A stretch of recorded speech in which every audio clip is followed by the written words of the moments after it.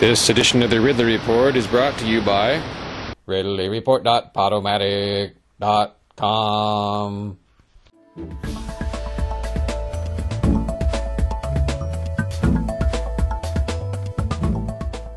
Did you call Tiananmen Square a failure? Because, I mean, to some extent, China's a different place than it was when those protests were occurring, right?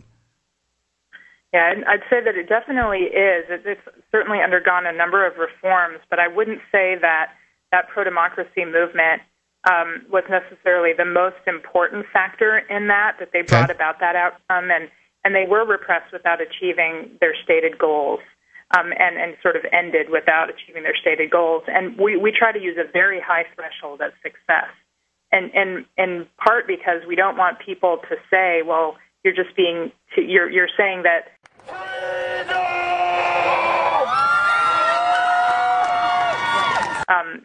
It's very easy for a nonviolent movement to succeed because, all of your successes are actually not really successes. They're just like they got significant concessions or whatever. So our standard is they have to achieve their stated goals, which is pretty difficult to do. Well, this is this is sort of the academics are arguing about the minutia, right? But I mean, to some extent, to me, if Tiananmen Square is a failure, then a success must be great, right? Yeah, that's right. Okay, because to me, it seemed like a success to me, and I would hate to. It's certainly one of the most memorable ones. I mean, the guy standing in front of those three tanks is really something. So, Erica, go ahead.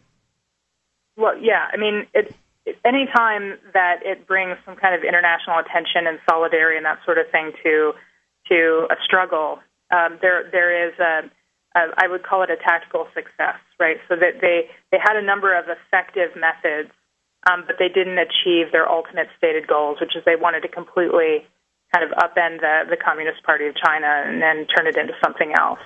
So even though that they did bring awareness and it did change the landscape, we're using a very strict threshold of full success. And, I mean, one might be able to say then that the Egyptian conflict doesn't look like it's going to be a success then either because although the military has taken control and the government of, what's his name, is out of there. Mubarak. Yeah, Mubarak. The fact is that it's really not much better than it was before. It's sort of political musical chairs. They're moving folks around in there. I hope that it turns out well for them. I've got some more questions about sort of what defines success and failure and those kind of things. Can you stick with us? Sure. We go back to special guest that we have on the line here tonight, Erica Chenoweth. She is one of the authors of Why Civil Resistance Works. We're going to bring her back. Now, Mark, we've been talking about why it is that nonviolent civil resistance movements are far more effective than violent resistance, which I would not consider civil, and significantly more so. On the average over the last 100 years, they're twice as effective.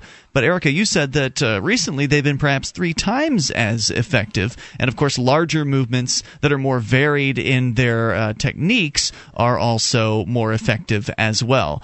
So, Mark, you had some follow-up questions. Yeah. So, sort of, I think that it's normal for humans to say, well, these people, this dictator is being violent towards us. Let's be violent towards him. So what do you say to sort of that it is the sort of predictable and normal behavior for people to want violent revolution? Yeah, it's interesting. I've been reading a lot about when people first started using violence in an organized fashion, and it turns out that I think it's a myth that it comes really easily to us. I was reading some anthropological research that basically said that humans didn't really start using violence until they became less nomadic and started putting stakes in the ground and defending their own space. Makes sense. And so it actually is easier for us to confront each other using nonviolent resistance. But I don't know, maybe there's something that socialized us into thinking that violence is the normal reaction to violence. But it actually is more natural for us to confront it using creative, nonviolent tactics. I would say you're right. I mean, people have been socialized to think that. They're brought up in this system that is inherently violent, and in a lot of cases, that is teaching people that if you want to solve a problem, well, just turn to the government and they'll pass a law and they'll use violence on peaceful people. And if you don't like that law, do the same thing that the government will do: carry a gun on your hip and shoot somebody if they don't like it. Right. I mean, there's this kind of this popular history of violence as well, where when you're going to history class, it's all about wars and it's all about violence and how Alexander the Great's called great because he killed a lot of people. Yeah, and of course I don't agree that's great at all, but that's the perspective that is essentially pushed on at least people in this country by the government school system. I think that's really dangerous because it leads people down the road, and of course then you also have parents who use violence on a more of an individual basis with their kids, which is also teaching kids, if there's a problem with a kid, you just beat it or spank it, and that'll solve the problem. Of course, anybody that's looked into spanking knows that's again teaching the wrong lesson. Mm-hmm. Yeah, and it's funny because sometimes I'll talk to activists and I'll say, what is it? Are you a parent? And what is it that makes you blindingly angry when your child does it? And they'll say when they go totally limp and they don't allow you to move them, and that's a form of nonviolent resistance. They're just not obeying, and it has the capacity to make adults blindingly angry, and that's basically what we're talking about. It reminds me of the LOL cat on the internet, that the civil disobedience cat shall not be moved. He's kind of being drugged by the leash. Did you see this? I've seen it. No, I didn't. You need to get on the internet, Eric. That's very good. There's a lot of LOL cats out there. There are. And they are darn entertaining. Now, I've got a couple of, I guess, harder questions about sort of civil resistance.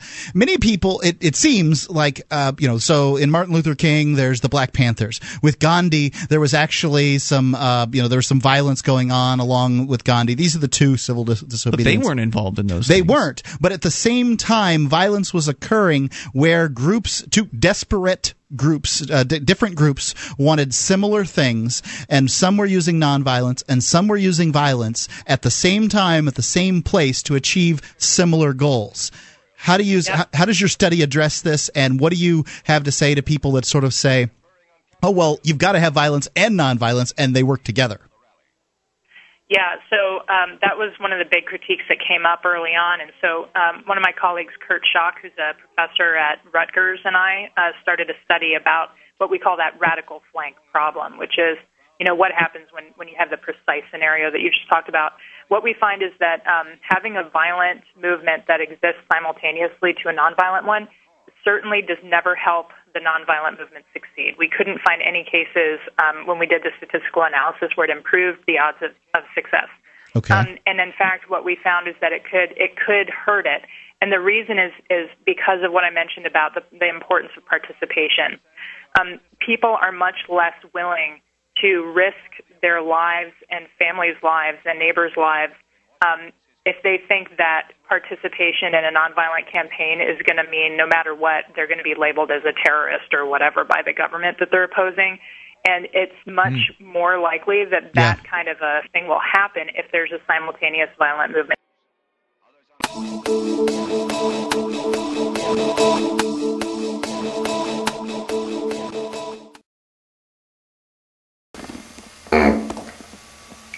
Are you tired of looking at Ridley? Then stop looking. Start listening. He can't annoy your eye if he only reaches your ear. The way out is clear. It's the Ridley Report audio podcast. RidleyReport.podomatic.com